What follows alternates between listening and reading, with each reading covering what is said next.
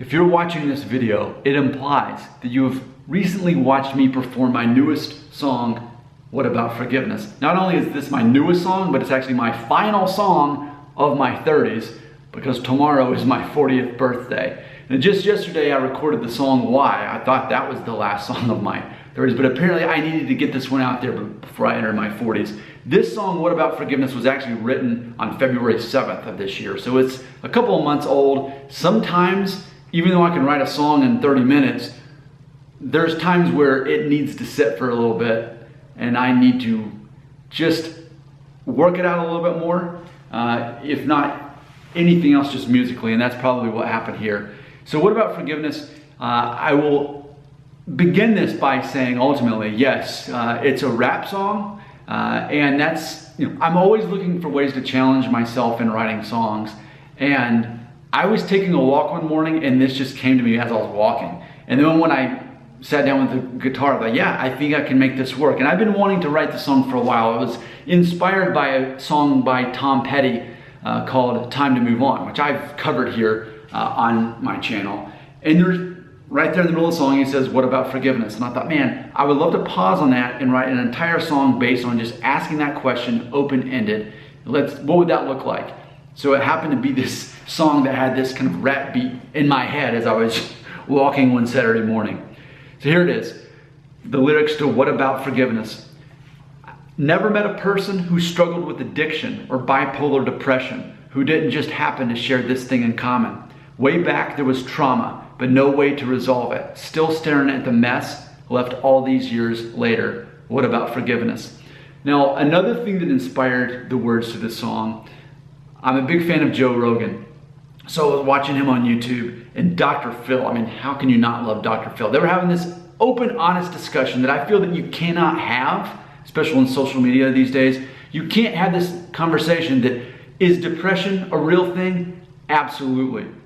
Is medication an important part of that process for a lot of people? Absolutely. Do certain people need medication? Absolutely. However, what often happens is people are never given the time and space to sort out their issues with a professional. And that's the actual issue that needs to happen. I can even see this with people who have physical issues that they rely on medication that they could find another way to sort out, but they won't do it. It's easier to rely on medication instead of sorting out the actual problem. So I love that conversation. So after watching that, I think it was probably the next day that I wrote down the lyrics to this.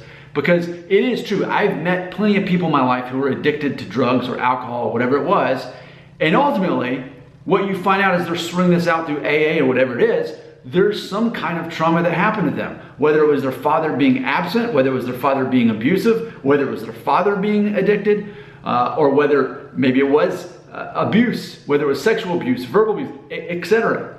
And you see how this plays out, and that never got worked out. And boy, it doesn't just go away. It doesn't stay hidden. So going on to the chorus here, what about forgiveness? Because you know you won't forget about this. What about some therapy to give your shot at some clarity? What about the remedy to address the cause, not the symptoms it brings? What about we sort this out? What you're doing here isn't working now.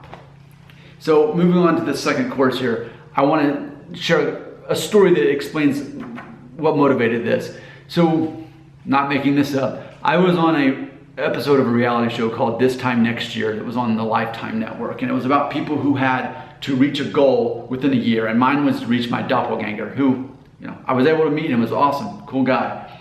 But, everybody was on the show had some kind of different goal they were trying to reach, and they flew you out to Hollywood and filmed the first episode out there, and from there, you got to meet all the other people who were on the show. The thing is, only like a quarter of us were brought back a year later to film, This Time Next Year.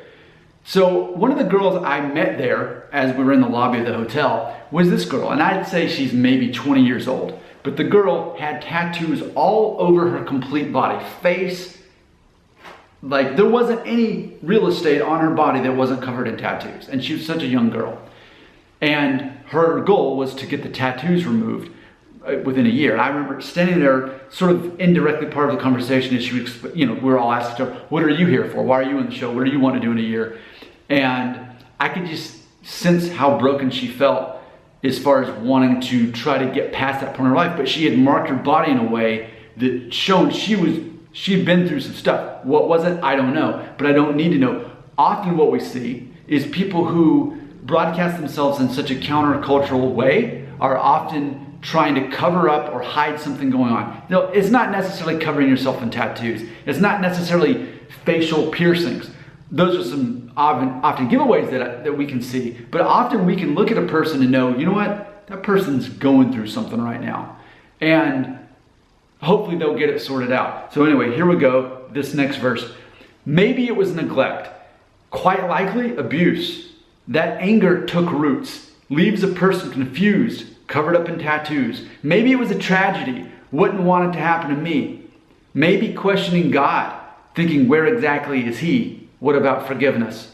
And that's me as an outsider, as a third person, sorting this out. That's something that I talk about this in these behind the song videos that I make. I talk about, as a Christian, we all have things we're trying to sort out. And one of the things right now in my life, being honest with you, I don't think this is necessarily a conversation we can have in public, right? That to admit, hey, these are the doubts I'm sorting out right now. So for me, as the person writing the song, I'm thinking it's hard for me to grasp that there are people who suffer so much in this world who really did nothing to merit that. There are so many, what I'm going to say, just innocent people. Now I get it. We're all born, with the sinful nature, fallen man. We need repentance, etc. Get that. However, especially when it's an innocent child who is abused or neglected, that's hard for me to grasp that God allows that. I get it. He allows it so that we can get through it and overcome it and bring glory to Him. I know that's the church answer. I know that's the biblical answer. But that's not easy even for me to accept. It's hard for me to accept that there's so many people being hurt and neglected throughout the history of the world. And maybe they never get closure through their whole life. That's hard for me. But what I do know and what I can understand in my limited mind is that ultimately forgiveness is that first step. Forgiving people who don't necessarily want to be forgiven. Maybe they don't even know that you have this grudge against them, whatever it is. But the way I look at it is no matter what has happened to you, that same thing has happened to someone else who was able to forgive that person. It may have even been a worse thing. Now that's easy to say out loud, but ultimately, what doesn't change is you can't move on until you forgive the person. I've heard it said that refusing to forgive a person is like drinking poison and expecting the other person to die. Instead, it happens to you. Instead, it's you that is slowly decaying or becoming bitter. Life doesn't get better until that first step. For me, I've got to a place in my life where I am realizing that it's always my choice to be offended, to be insulted, to be disrespected. It's always my choice to forgive. And if I don't do that, it's only holding me back. It's making me sick. I don't want to do that. That's part of the process of turning 40. You sort that out and you realize that. So for now, for me, it's a matter of, on an instant basis, trying to instantly be ready to forgive a person right then, so that I'm not even offended, so that it doesn't even fester, because it is my choice, and it's a matter of us taking responsibility of that. In closing, it's very hard for me to know that people go through such worse things. I mean, we all go through things in life and they make us better people once we get through them. But ultimately, there's a lot of people out there who've been through a lot worse stuff than I could ever come close to experiencing. So I do have empathy for them. But at the same time, I know that forgiveness is the first step there. And again, in closing, do people need medication to get through stuff? Absolutely, yeah. But what I'm saying is that it's easier to just focus on the medicine and not focus on getting this sorted out. Whether some sort of professional, whether it is a psychiatrist, psychologist, mentor, pastor of a church, rabbi, teacher, someone with some insight that can help. That matters. Take medicine the rest of your life, but until that gets sorted out, how can you ever move past it? Otherwise, you become branded by that. Oh, and trivia at the end, yes. I ironically wore this t-shirt from Cobra Kai, which has the complete opposite message of the song. That's just for fun. Your comments belong right here.